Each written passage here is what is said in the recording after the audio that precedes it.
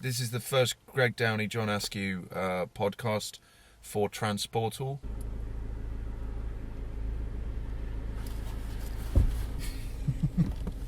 Why did she get so grumpy? You shouldn't be driving at 50 miles an hour through the fucking village. See, when I drive into any of these villages, I get fucking eyeballed like you shouldn't be even driving on the road. Yeah, that's because you look like a criminal. Fuck them. He nicked my car on Monday. He broke into my shed on Tuesday. He let me racing pigeons go on Wednesday. He took me wife up the arse on Thursday. Me racing pigeons. Oh my fucking god. Arcaz. What are all the subjects that we need to cover? No, let's explain what happened, right? We did the first one, recorded it all, but that was the Dave Dresden thing, wasn't Yeah, it? basically the first one was supposed to go live, I think, end of September or something last year, and then the plan was to do a podcast on the 1st of every month, but unfortunately we recorded an episode and I had a bit of a spat back and forward with Dave Dresden from Gabriel and Dresden at that time, where he'd called me out for Being a twat or something. And anyway, whatever, so that went back and forward on Twitter, and we talked about that in that first podcast, but then We talked about it quite a bit. And then actually just before we were going to release that podcast episode, I met Dave Dresden in person, and he came up to me at a gig and apologised, and also bought me a bottle of tequila to say sorry, which was very sweet of him, and he turned out to be a really lovely guy. I've never met the guy before. Got a lot of respect for Gabriel and Dresden, you know, they're legends and heroes and phenomenal producers. So we kind of, you know, it just didn't make sense to put out this podcast where I was venting. It wasn't ranting. Well, it wasn't really ranting. With so much ventilation in, it was no go. So then we ditched that one. Then we recorded a second one recently, but the sound quality was shit because we were in my studio and my old fucked speakers were on, and they had this hum in the background, and so it wasn't. And also it was good, but it was a little bit boring because all we were talking about was fucking kick drums and bass lines and Just blah blah blah. There was no structural content, Which is great for the nerds, but you know, this has also got to be an engaging and entertaining thing. So hopefully this might be it. Third time lucky. Mm-hmm. I'm off to Asia tomorrow. I'm very sad. Yeah, I was a bit nervous actually with the whole coronavirus thing, but It seems like that virus is locked down like quite a lot of places in China. People are like staying in their homes and not going out and stuff. which makes sense. I just hope they find a cure for it incredibly quickly, and I hope, you know, that it doesn't turn into this Catastrophe. that everyone thinks. Because look, if it happens in a country that has a lot of money and huge advances in medical science, they should eventually be able to get on top of it. But you know, if something like that let loose in poverty-stricken areas, you know, war-torn areas of the Middle East or poverty-stricken areas of Africa or whatever, you know, that could be catastrophic. It could wipe out whole fucking countries, which would be a disaster. So They said also like you can have that virus for 2 weeks without any symptoms. So some people might know that they've actually got it, but could be passing it on. But I mean, there's so many stories you read in these papers, like it's hard to know how rife it is, but obviously it's a big deal. It is a big deal. I spoke to Paul Oakenfold yesterday, and he was flying out of LAX in Los Angeles, and he said fucking everybody in the airport had a mask on. Everyone. Fucking hell. He said, you know, he didn't. Why? Well, probably because having a mask on would prevent him from... Actually, no, Paul's been really, really well behaved, actually. Last time I saw him, he'd lost stacks of weight, was looking... You know, he did that thing climbing to Everest Base Camp. Yeah. He had to get in such peak physical fitness for that. He's in good shape. Really, really like good shape. Now he's trim. Yeah, really trim. He looks good. Well, I think he massively gave up partying and drinking. Well, that will definitely help. Yeah. I mean, there has to sort of come a time when you slightly rein that shit in. My time's come. You know? What about you, John? Well, it's hard. It's hard because where we live, it's a very social village. There's shit going on constantly. It's hard for all of us, Johnny boy. Yeah, we went to some friend's house on Friday for dinner. Got fucking arse up. My wife doesn't drink now at all. She doesn't do anything. She doesn't drink. How are you finding that? Yeah, it's fine. She's always the last one standing. She's still That's fun. Great fun, but I, at the same time, I do miss Getting smashed. the other her because she was fucking crazy when she got smashed. Yeah. And I quite liked that her as well. But there again, what I do have is absolute admiration for her. Getting through that. Just being able to just like that, turn it off and just give up. She's done a year. It's over a year now, isn't it? Yeah. New Year's Eve was a year, so Yeah. she won't drink again. No, she won't. No. That's it. She's done. And I admire that. And then last night we went to this party, a friend of ours' 50th birthday party in the village, where there were, it's like a disco with 200 people there, and all the men dressed in drag, big fake hair and drag. So I was there in high heels, dancing in high heels. Did you wear a skirt? I didn't wear a skirt. And you fucking bottled it. Well, I had a dress and I just left it to the last minute and I couldn't find my bloody dress. You've seen those pictures of me in that blue dress. So you wore high heels with jeans? Jeans, high heels and a wig. No, man. It doesn't cut it. Mate, do you know what? I'm going to have a drag dinner party. Anita said, let's have a drag dinner party where all the women have to dress as men and all the men have to dress as women, right? Yeah. And I'm inviting you to it, Greg Downey. And I expect to see you there in suspenders, a basque, and stockings. I've got a good story about that. Go on. On our leaving year at secondary school, we were 18. We had to do like a show for the school. Everyone had to do bits and pieces. So me and my two mates did the YMCA on stage in front of the whole fucking school. And I was in like a leather skirt, boots, and all the usual shit, which was funny. But the best bit was my mate came out in a nun's outfit, but he was waving a big massive cucumber. And the head and the principal and everyone was there, and they were just like, oh my god. So there's us doing the YMCA and he's waving the cucumber in there. I love it. I love it. That's so good. Pretty good. Setting the target of doing dry January is unrealistic for me. It's just not feasible. It's not possible. Why? Because I don't think there are.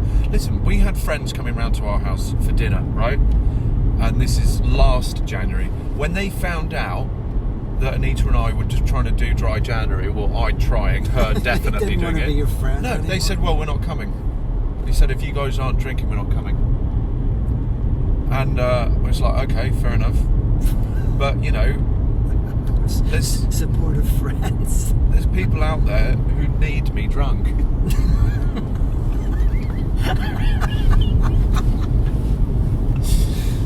No, look, I in all seriousness, health is important. Yeah, it is. And getting on top of it is important. But fuck, it's not like I have a drinking problem. I in the back of my mind, very wary of the situation. Obviously, I lost my fucking brother last year to alcoholism. Yeah. A good starting point for people who like us, who are in nightclubs all the time, who are in an environment where there's drinking and getting smashed all the time. That environment is around you all the time. I think a fair compromise is to ensure that you never do more than 5 and 2. 5 days off, 2 days on. And those 2 days on, okay, some gigs you go to, last time I was in America, I did 3 shows in 3 days. First 2, all I drank was water. Last one, 2 bottles of Corona, 1 or 2 shots of tequila. Yeah. That was it. The thing is, like, even if you're not drunk, but like obviously we can drink quite a bit. So like, but over the course of these nights, and when you stack it all up, it's the volume of it. That's the thing. Yeah. And then when you add that on top of, say, long haul travelling. Oh, fuck that. I mean, one thing I never ever do is drink on aeroplanes. No, of course, but I mean, it just on top of the travelling, you've been drinking, you come home, you're fucking exhausted, and then you've got big studio projects. It's not viable. It's not a model that works. The way music is now, and with this job, the way it is, there's so much work that needs to be done. Yeah. The workload now is just way more than it ever was. Yeah. So to add all that on top, you're just exhausted. Yeah, constantly. Your brain doesn't operate. No. So, as you say, you pick your battles, don't you? I was talking to someone last night about death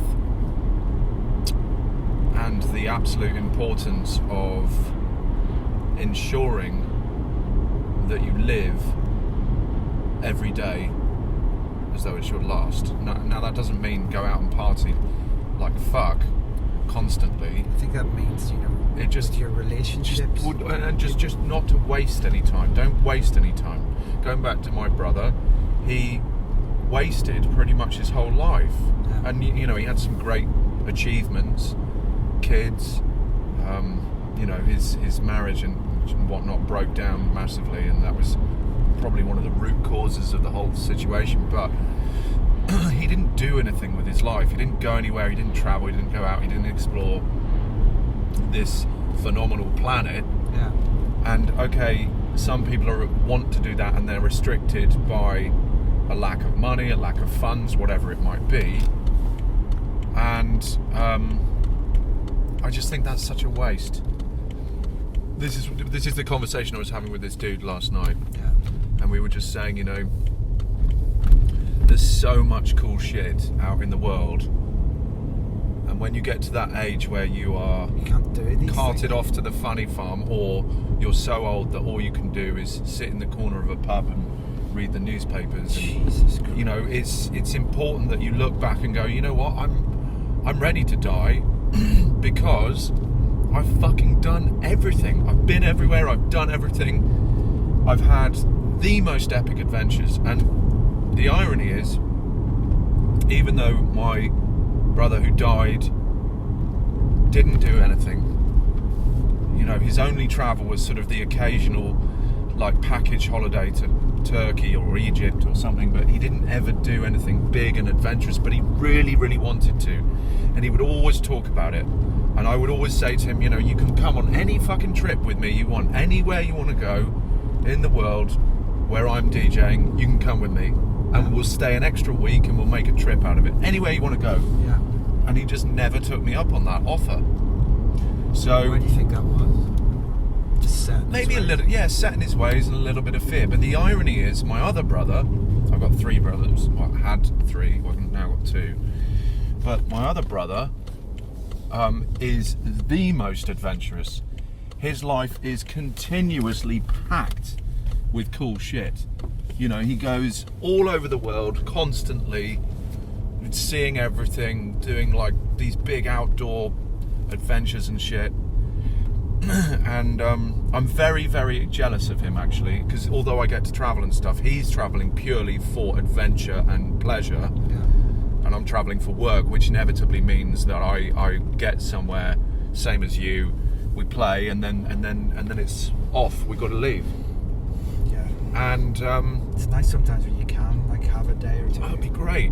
So now my brother and I, with our sons, have booked to go kayaking down the Black River in Sweden. That'll be amazing. Which is super, super remote. We go in June for 5 days, and then while we're over there, we're going to take my brother's ashes over there as well, and go back to the place where he used to love fishing when they were growing up, near my grandparents' house, a place called Frövi in Sweden. Yeah. And we're going to scatter his ashes at this one place where he used to love going fishing, because in his tragic, sad life, that was probably when he was absolutely at his most happy. So that's the plan. Have 4 or 5 days out on the river, canoeing and kayaking and sleeping in hammocks and stuff. That would be insane. On islands that you find on these rivers. You just camp out for the week. Yeah, just camping out for the week, and then we go to Frövi, have a bit of a toast him with putting his ashes in where he used to go fishing, and then fly back in time to go to Tomorrowland, actually, which would be epic. It's a nice way to round it off. Yeah, looking forward to it actually. It's bad because I'm half Swedish. My mum is Swedish. My oldest brother is always lived in Sweden. He lives in Sweden. My auntie lives in Sweden. Cousins, relatives, and I never see them. I don't go to Sweden other than when I have a gig in Stockholm or whatever, and that's just not very good. I haven't even taken my kids to Sweden. That's bad, isn't it? You get so caught up in your life. Yeah. Yes. Trying to find the time, It's just, anything like that it has to be scheduled. Else you don't find the time. When are you getting married and having kids then, Greg? No, seriously. When am I getting married and having kids? Well, first of all, when are you getting married? Because I would love to discuss the plans for your stag do. What would you do? Well, I tell you what I would love to do for a stag do is to go up to Scotland and hire a beautiful country house that's on a loch. Yeah. Beautiful. And first night you get there, have an epic catered dinner, massive sit round the table dinner, and basically be round that table for 15 hours just getting worst ever on brilliant wines and excellent food. Yeah, utterly worst ever. And then the next day get up and get out there and go fly fishing and have a day of fly fishing, and then an afternoon in a whiskey distillery, high-end whiskey distillery. That'd be great. Properly getting out in the Highlands, and then ending that night in a proper Highlands local pub with all the Scottish locals, getting fucking trousered with them. We might get thrown out. No, they'd love us. They'd love us. Yeah, something like that's definitely better than your normal. Yeah, I mean the whole. You know what? Since anyone says, "Oh, I'm getting married," I'm just not up for going to a stag do. My brother had his stag do in Ibiza. Ibiza would be good. This year, yeah. Well, as long as you did it in a good way, like not like the last time we went to Ibiza. Well, the strategic way I had to deal with it, because they booked their trip, they booked the flights, and then I got booked, and I was sort of thinking, oh God, I don't want to go, because when those boys are going full force, I don't fall out with my brother. We love each other dearly, and actually we're closer now than ever. We're really, really, really, really close. But when there's a lot of booze involved, occasionally things can get a bit heated. So like 4 or 5 days with him in Ibiza, and we're both as much at fault in these situations. It's not one person or the other, it's just the two of us and the way we are, and big personalities bash with booze, and so they said, look, this is when we're going stag do, and I checked my diary and I looked in, and they said we're going to Ibiza, and I looked at my diary and I saw Captured Festival at the same time. This is the same weekend, and I'm like, oh fucking hell. Perfect. So but luckily I arrived on the Saturday and they'd already had 3 or 4 days of partying, and while they were still active, they weren't raring to go. They came to Captured and they got smashed. They probably had the wind kicked out of them. But they'd had 3 days of it already, which was probably the way to do it. He loves partying. Really? He loves it. Really? Yeah. I think it's in our blood. Yeah, we all have that. Yeah. Well, we've had that for many years. Yeah. Oh yeah. The trance techno sort of thing. Well, the sort of. This is my theory on it, right? Techno exists. All the techno lot are really cliquey and fucking up their own arse, and look at us. We're too cool for school, but they're also desperately worried about stepping out of line and being perceived as being uncool. Yeah. Can't ever do anything that's not super cool, right? In comes this influx of girls.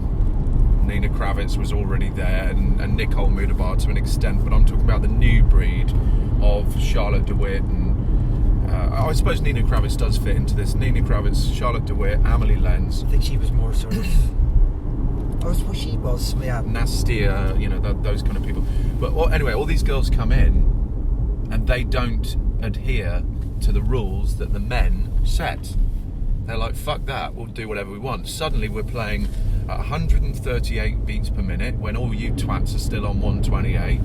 Suddenly we're playing old Nucleus records, we're playing Psytrance records, we're playing fucking System F out of the blue, we're playing proper trance records, and the place is going bananas. Of course it is, because this crowd injected life into it.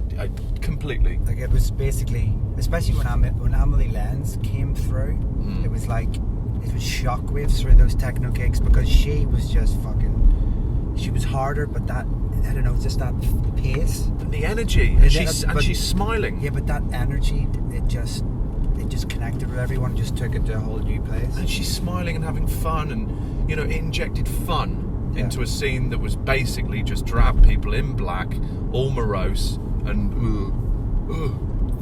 yeah. So and she's good. She smashed it. So then what happened was the whole thing got flipped on its head, and now the girls are the leaders, and the men are all desperately watching them to see what they ought to be doing, and then suddenly all of those guys, now you got all the guys who wouldn't have dreamed of doing it playing trance records, but they're all playing trance records from kind of 99, 2000, and I'm thinking, well, imagine what's going to happen when they realise that trance didn't stop then, and that the production quality and the awesomeness of the records just kept on getting better and better and better. Well, what's going to happen when they find out, holy shit, the tracks I've been playing have been sort of primitive, old sequencing, old production, old kick drums, old everything, and now there's actually insane records that I could play. Yeah. It's brilliant, it's great, it's opened up a whole new thing, and it just means that these boys who thought they had an absolute monopoly, like Horton, Richie Horton, etc., they're just not in charge anymore. It's a good thing. Their relevance is as a historically, as an iconic contributor to techno and a pioneer, that will always stand. But in terms of what's going on in reality, in terms of ticket sales, and in any walk of music, the one thing that is the most important gauge of whether you're hot or not is ticket sales. Yeah. And I bet you a grand that Amelie Lens ticket sales smashed the shit out of everything Horton's doing. Wiped out. Yeah. And why is that? Because people want to have fun. Yeah. They don't want to just be there waiting for one hi-hat for 2 hours. Yeah. And that's your peak moment, because I just brought a hi-hat in. They want impact. Just impact and energy. Energy and fun. Yeah. And the other thing as well is, like, with the techno stuff, like, if you listen to, like, a lot of even the slower-ish bits, like the trance elements, like, it's almost like if you look back to say when we get into trance and progressive trance and all the stuff that Sasha and all these other people were playing and we were into, it's almost like they have that soul going on musically in their scene, and I think that's what was in trance many years ago, which I think has now sort of morphed over to techno. Yeah. Yeah, so you listen to a lot of them are almost like progressive trance records. Yeah. Yeah, it's interesting. But long may it continue. It's great. Long may the women who are dominating techno, long may that continue, because I think it's fucking great. And what would be great would be to see some massive new headliners, women headliners, coming through in trance. There are definitely some. I tell you, actually, another cool female DJ is not really a genre that I particularly follow, but do you know Rez? No. Massive female DJ. I'd say probably one of the biggest in the world right now. What sort of music?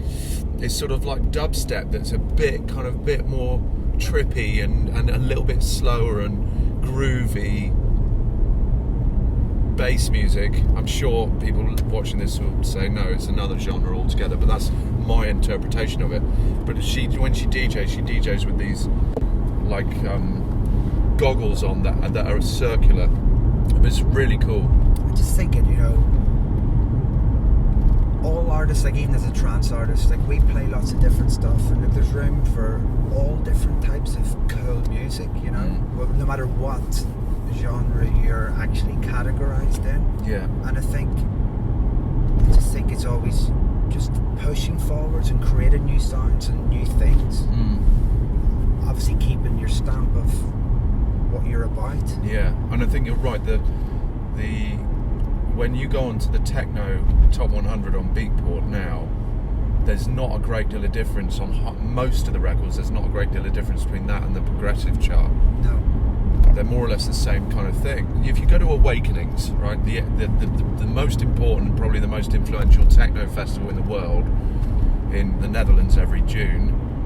When you go to that festival, what you hear under the banner of techno at that event can be anything from vocal, soulful house music.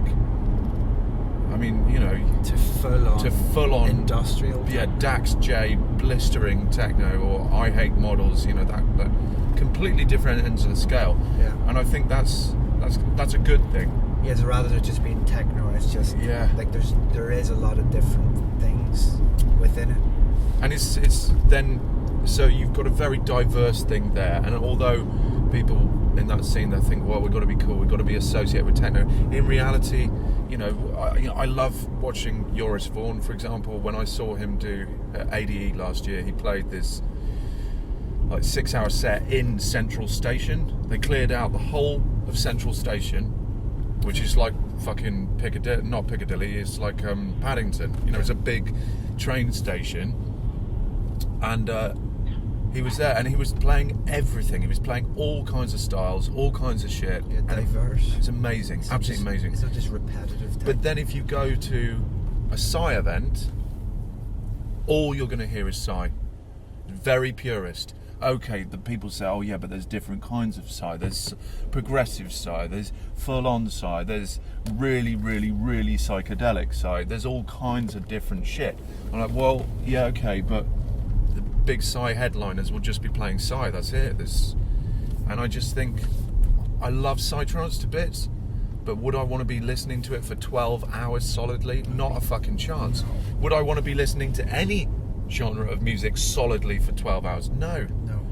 I have to have variety. For sure.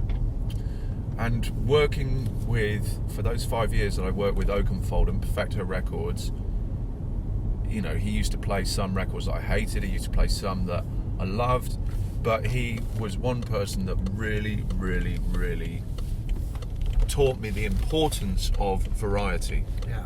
Because you can come out, I'm a trance DJ, I got, my set tonight is going to be 15 absolute smashers. Well, that's great, but it's probably going to be quite boring. Oakenfold would say, that record is a big record, John, this is what he would say to me, that record's a big record, John, but if you play a big record before it, you're squeezing some of the power away from it. It's true. If you've got an absolutely huge record, you want to play a record before it that's not competing or that's big but not fucking ginormous, because it'll make your big record impact 10 times more, which is interesting. Yeah, for sure. I think you stand out more as an artist if you're not just playing all big records as such, but you're twists and turns and diversification leading into, as you say, big tracks and just mixing it up. Yeah. Stuff which people, I think I'm not going to say a lot of people, I think, people have maybe stopped taking these risks. Yeah. And I noticed it when I went to China recently. I played a fucking amazing gig there, and I was thinking, quite sure what they expect. I didn't know how the Chinese market had grown. It's obviously grown. It's starting to grow a lot. Proper trance crowd there. I thought we'd have to tailor this a bit, but I didn't at all. I did exactly what I said and went the opposite way, and they went fucking mental for it. And that was so refreshing for me, because in a new territory which is growing, and they hadn't heard, there was still that balance of, say, big tracks and stuff which I have made or other people have made. There was so many stuff which they wouldn't have had a fucking clue what any of it was. Yeah. But they loved it. And that's what I loved when I went out as a clubber. Yeah. When I was a kid, you hear these tracks, you go, wow. And I think, you know, now a lot of DJs like pre-programmed for this big thing, big whatever, but I don't know, I think the whole idea of DJing is pushing new sounds and having a journey in your sets. Yeah, I mean the phrase variety is the spice of life. For sure. Like I couldn't even play. I couldn't in my sets. I could not even play 4 trance records one after the other, maybe 3 maximum. And it always shifts into something else, and it always into another stage, and then I don't know. I just like to keep it varied. Yeah, me too. My criteria for music is it has to be emotionally engaging, and it has to be energetic and powerful and well produced. Those are the criteria. Yeah. And inevitably, to create emotion, that 9 times out of 10 there needs to be some sort of like tonal or melodic element to it. Yeah, no, I agree. Now that doesn't necessarily mean I'm not going to be, you know, you might play a techno record that's super emotional that has nothing melodic in it. But predominantly, I like melody, because melody creates emotion. Yeah, I mean, all the fucking great movies that you go and watch at the cinema, it's maybe 60% about what you're watching, and it's 40% about, or 50-50 about what you're hearing. Yeah. That scene nearly made me cry. Why? Because of the content of what I'm watching, but also because of the emotion of the music they added to it. Yeah. Anyway, these can always be hit and miss, can't they? Soggy, weird things, but coconut chicken, not bad. Not bad at all. Brilliant. Tranceportal is the new hub for trance. If you see the one called Tranceportal, that is the massive hub for psytrance, it's the same thing, the same people behind it, now just in its infancy, just launching, and it will become a hub of the hottest traffic, news, content for trance. And it is the platform that is now behind the YouTube channels for a lot of key people. So my YouTube channel, Simon Patterson, Will Atkinson, yours, Skullduggery 7, all of these guys.